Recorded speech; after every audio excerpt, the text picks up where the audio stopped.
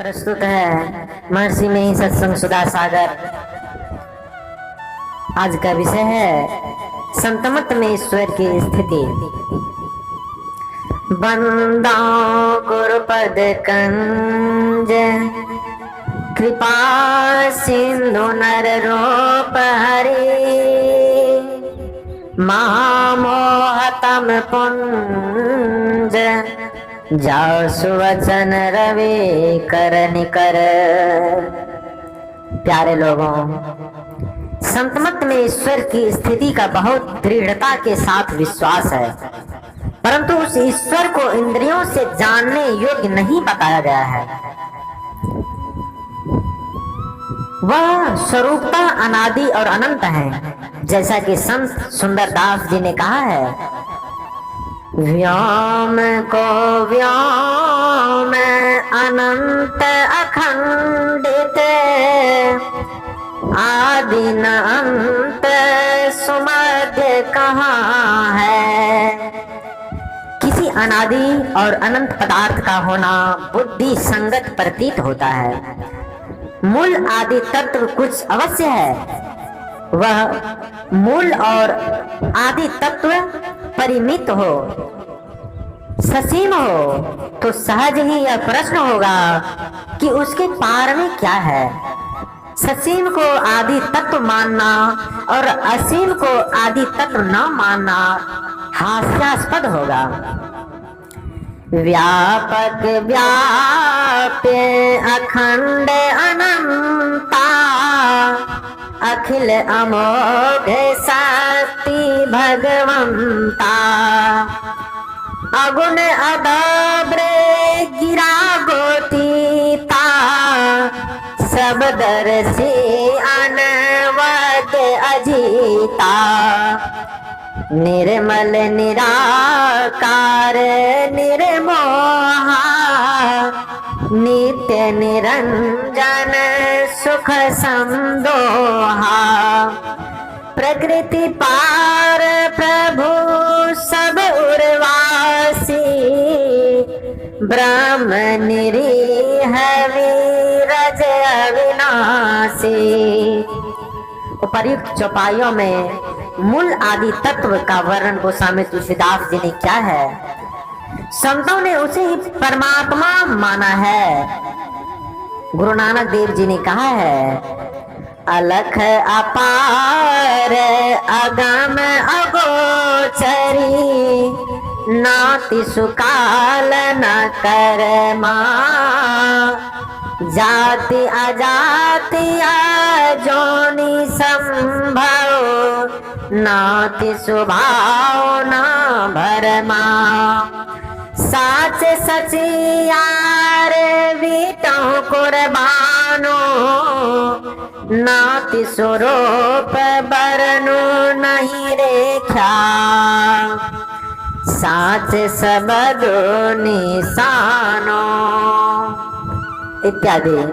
संतों का यह विचार है कि जो सबसे महान है, जो सीमाबद्ध नहीं है, उससे कोई विशेष व्यापक हो संभव नहीं है।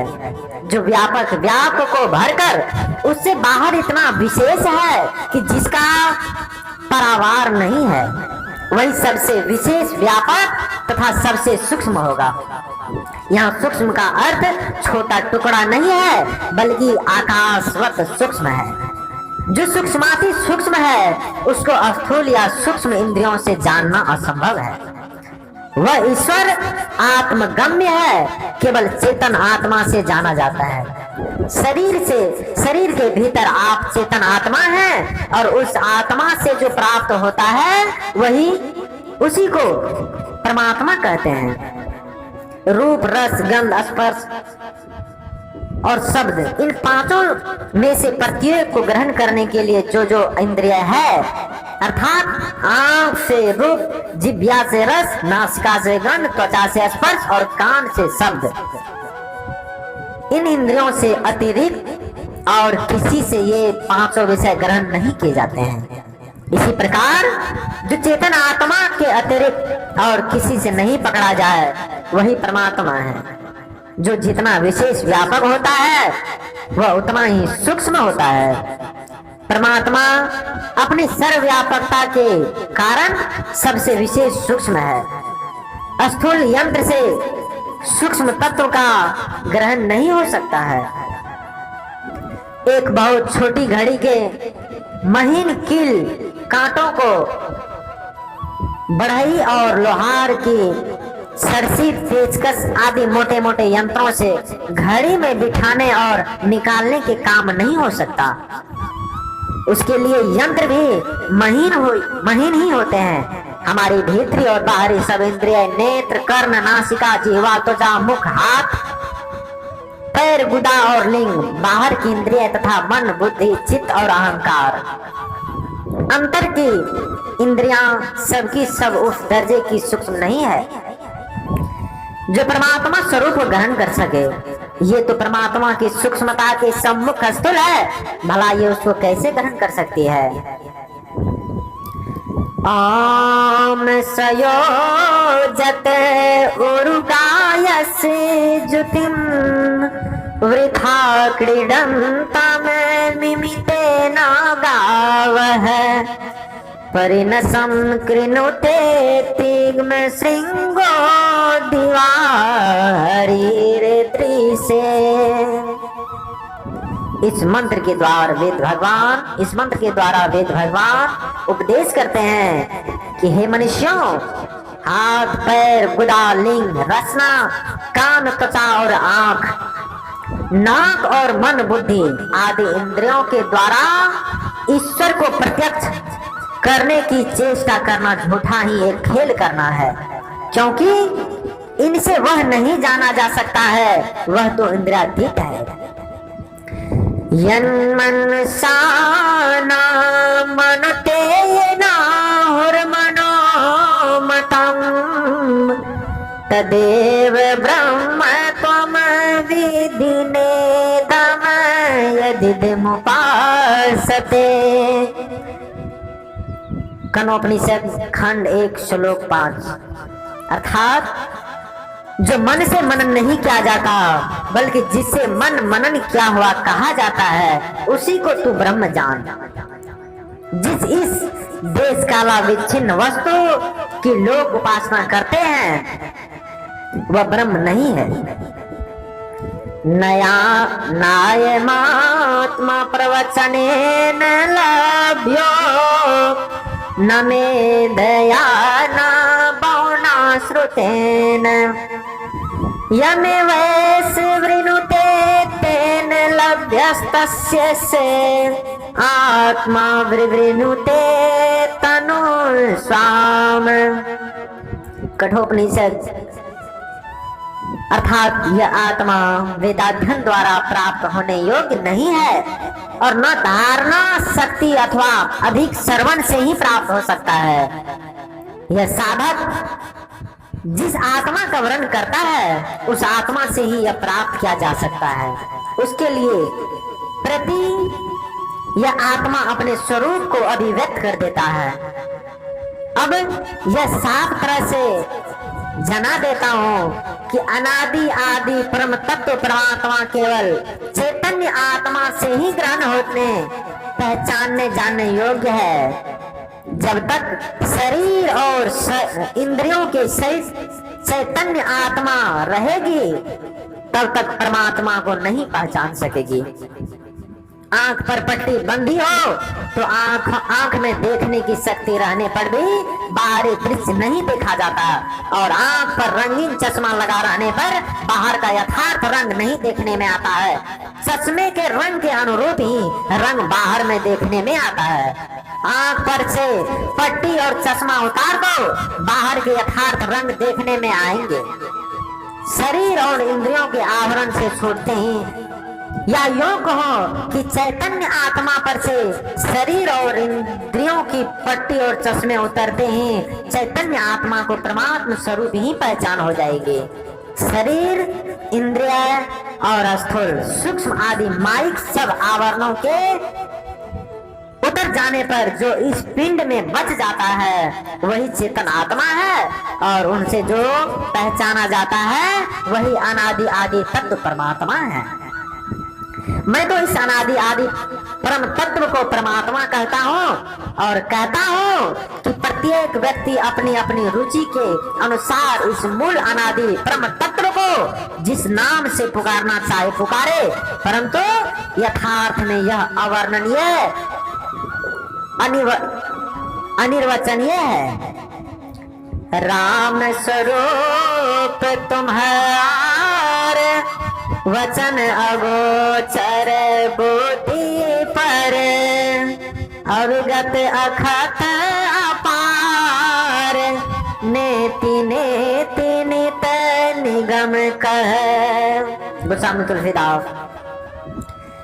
अवगत गति कछु कहत न आवे, ज्यों गूंगही मीठे फल को रस, अंतर्गत ही भावे।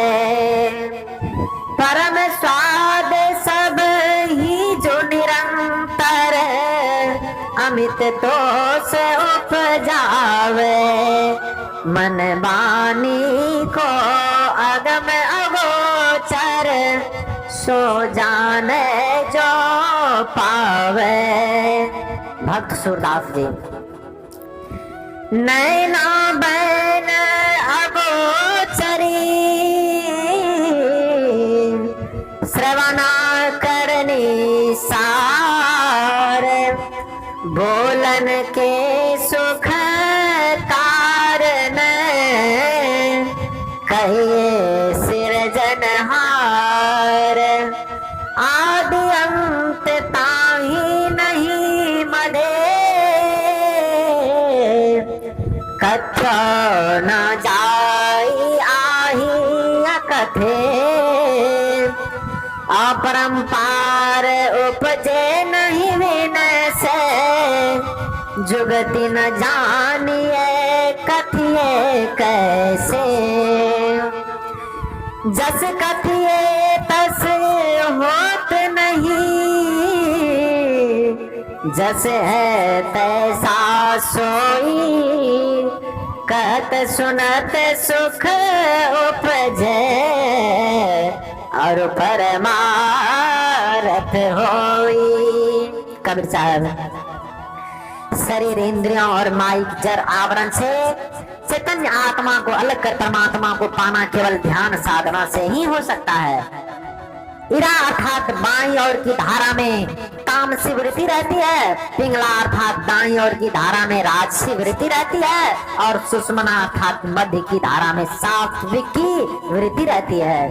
ध्यान साधना सुषुम्ना में करने की विधि है। गुरु महाराज से जैसा सुना आप लोगों को वैसा सुना दिया। वैज्ञानिक लोग ऑक्सीजन और हाइड्रोजन दो वाष्पों द्वारा पानी बनाकर दिखा देते हैं, वैसे ही ध्यान अभ्यास के प्रयोग द्वारा परमात्मा की प्रत्यक्षता होती है, परंतु यह आदि भौतिक वैज्ञानिक का बाहरी प्रयोग नहीं है, वह प्रयोग अपने अंदर में करने का है। ध्यान योग का साधक संशय में नहीं रहता है, वह ध्यानाभ्यास के प्रयोग से जो कुछ पाता है उसको सत्य मानता है, और त्रुटि विहीन ध्यान अभ्यास के प्रयोग में जो नहीं पाया जाता है उसको असत्य मानता है। उसको संशय कैसा? अब ध्यान अभ्यास के विषय पर कुछ प्रकाश पाने के लिए संत दादू दयाल जी महाराज के वचन सुनिए।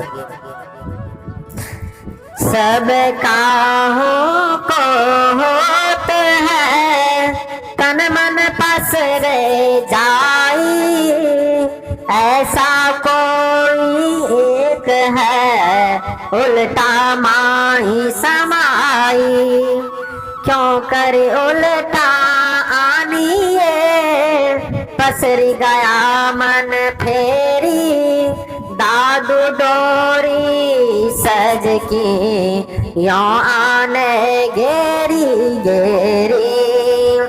साध सबद सो मिली रहे, मन राखे बिलमाई, साध शब्द बिन क्यों रहे, तब ही बिखरी जाई। तन में मन आवे नहीं, निस दिन बाहर जाई। दादू मेरा दीव दुखी, रह नहीं ल्यो लाई। कोटि जतन कर करी मोवे, यौमन ददिस जाई।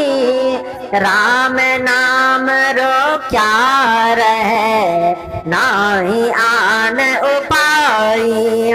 मन ही सन्मुख नूर है, मन ही सन्मुख तेज। मन ही सन्मुख ज्योति है, मन ही सन्मुख सेज। मन ही सो मन थिर भाया, मन ही सो मन लाई।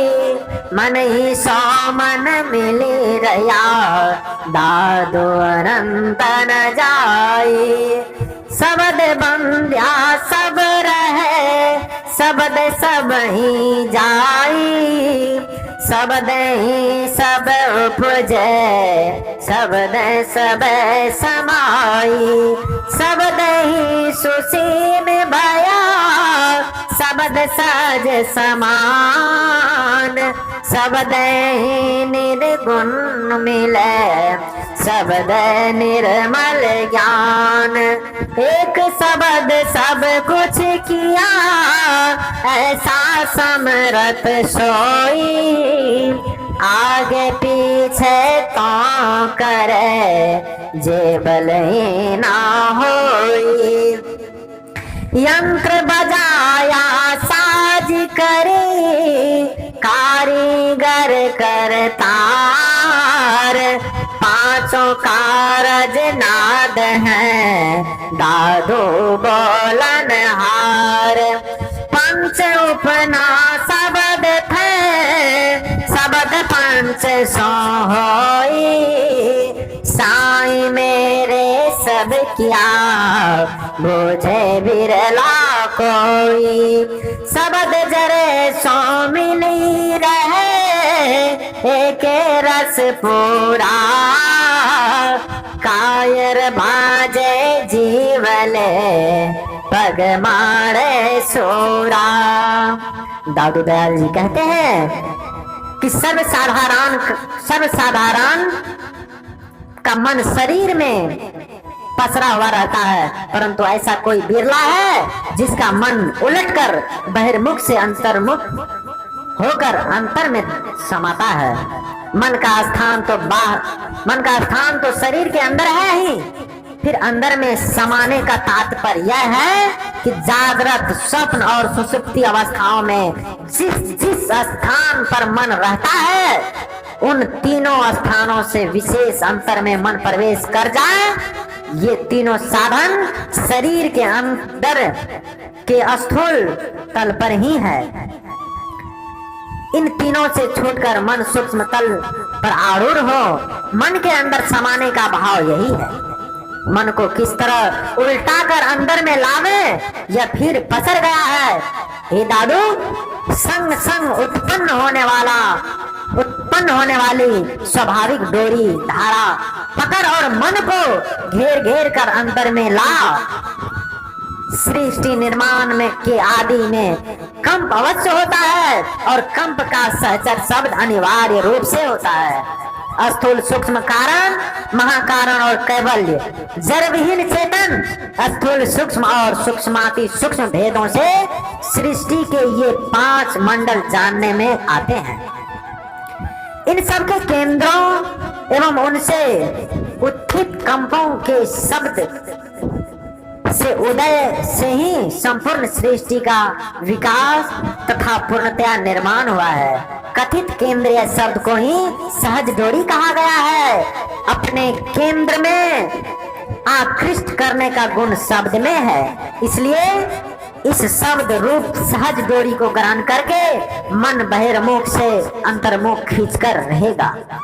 साधु शब्द से मिलकर रहे और मन को ठहरा कर रहे। साधु शब्द के बिना क्यों रहता है? तभी तो शब्द विहीन रहते हुए साधु का मन बिखर जाता है। मन उलटकर शरीर में नहीं आता है, दिन रात बाहर बाहर जाता है। इसलिए दादू दयाल जी कहते हैं कि मेरा मन दुखी है, क्योंकि साधन में मन लगकर नहीं रहता है। लोग मन रोकने के करोड़ों उपाय करके मर जाते हैं, परंतु मन रुकता नहीं, दसों दिशाओं में जाता रहता है। यह राम नाम के ग्रहण से रुका रहता है, दूसरा उपाय नहीं है। यहाँ पर राम नाम से तात्पर्य सर्वव्यापिनी अनाहत ध्वनि से है। इस ध्वनि को नाम इसलिए कहते हैं कि इसके द्वारा चैतन्य आत्मा को आदि मूल तत्व अक्षर पुरुषोत्तम परमात्मा की पहचान हो जाती है।